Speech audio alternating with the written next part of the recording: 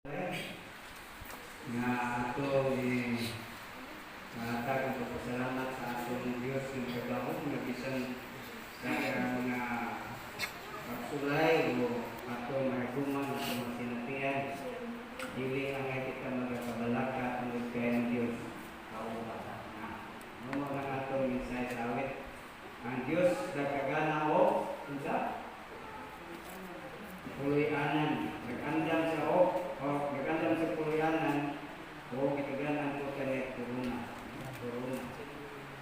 Pero kung tagang may turunan ay waman din kayo ng atong fellowship kaya sunod sa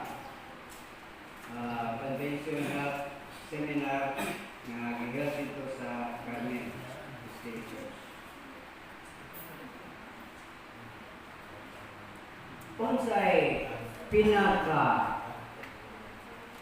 dakong o pinaka-importante na butang sa itong ginabuhi ng atong batnan na Diyos.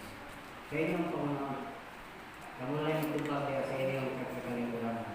Unsay pinaka-importante na butang ng atong batnan, atong mahuktan, nihiling atong kahintang nga kita mga tumuturo sa Diyos.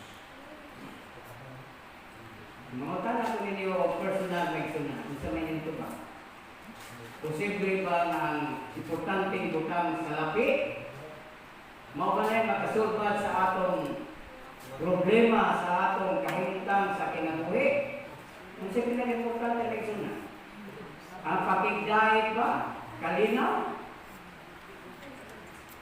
Ang pagtuo ba nato sa Ginoo?